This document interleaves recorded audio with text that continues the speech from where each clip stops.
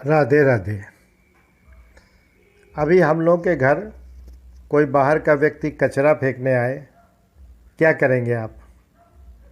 बहुत नाराज़ होंगे उसके ऊपर। कहेंगे तुमने मेरे घर में कचरा क्यों फेंका, ये कानून के ख़िलाफ़ है, मेरा घर तुमने गंदा कर दिया, इतना साफ़ मेरा घर था, इसमें कचरा तुमने क्यों डाला। लेकिन क्या आपको मालूम है, आप अपने दिमाग में रोज़ कचरा डलाते रहते हैं।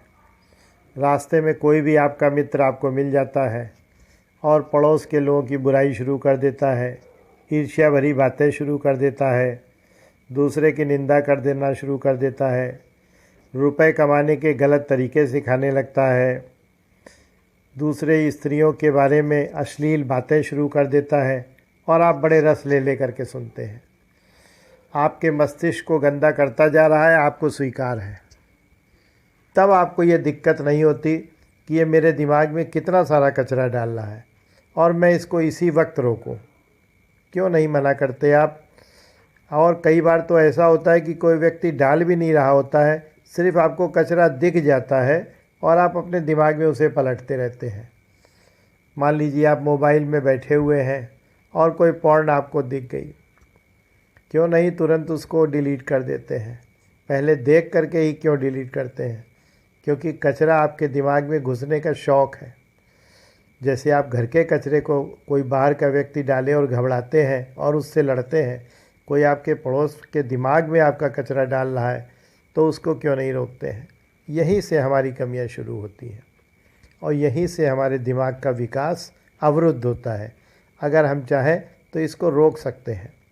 इसके लिए ज़रूरी है कि हम अपने मन को पहले पहरेदारी निभाएं। हमारा मन कोई धर्मशाला नहीं है कि उसमें कोई भी व्यक्ति आके जब चाहे रुक जाए और जब चाहे इसके अंदर वो अपना राज्य चलाने लगे और राज्य चलाते हुए जिस समय भी चाहे जितने दिन मन हो रुके और जितने दिन मन हो चला जाए। इससे क्या होगा? मन दिन प्रतिदिन अशुद्ध होता चला जाएगा। जैसे आप घर के कचरे को रोकते हैं, ऐसे मन के अंदर आने वाले कचरे को भी रोकिए, मन के कचरे को भी साफ़ करिए और बल्कि कोशिश करिए कि दूसरे के मन का कचरे को भी आप हटाएं, क्योंकि जब तक दूसरे के मन के कचरे को नहीं हटाएंगे तब तक आपका मन का कचरा भी साफ़ नहीं होगा।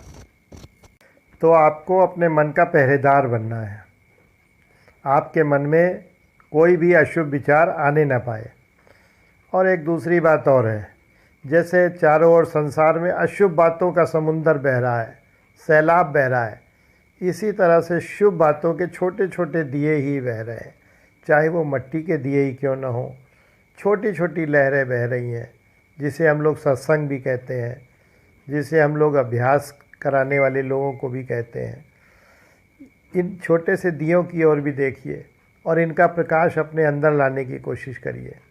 ये दिए छोटे ज़रूर हैं, लेकिन आज संसार को ये छोटे से दिए ही रोशनी दे रहे हैं। देखिए इनमें कितनी तेज़ आपके मन को शुद्ध करने की क्षमता है।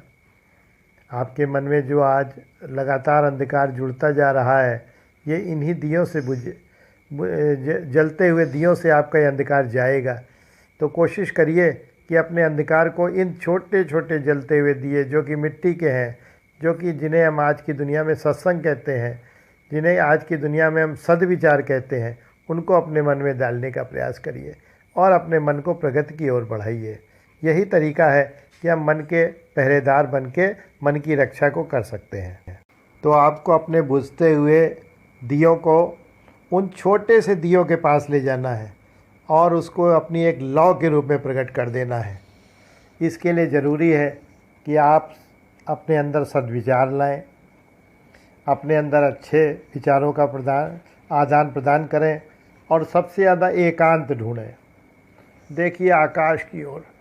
आकाश की ओर देखने से आपको कितनी शांति महसूस होगी। आपके गंदे विचार बाहर निकलने लगेंगे और आपको अद्भुत शांति महसूस होगी।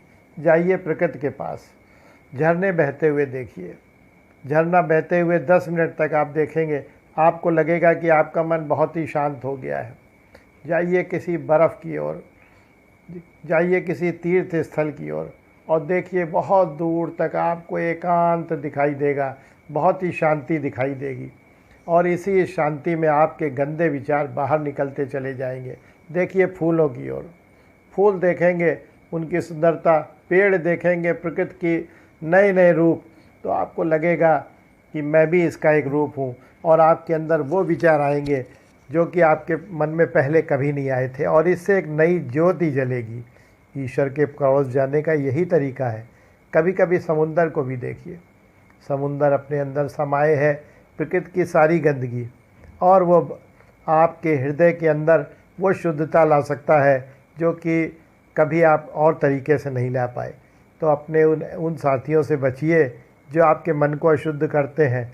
घर के अंदर कूड़े डालने वाले लोगों से तो आप बहुत नाराज़ होते हैं, लेकिन उन मित्रों से दूर रहिए जो आपके मन में कूड़ा डालते हैं, और उसकी जगह प्रकृति को निहारिए, एकांत में बैठिए। कभी कभी आकाश की ओर देखिए, कभी पहाड़ों की ओर देखिए, कभी समुंदर की ओर देखिए, कभी मंदिर में जाके बैठिए, और इसके बाद आप गौर करेंगे कि मन को बहुत शांति मिलती है। राधे राधे। ओम जय श्री, ओम शांति।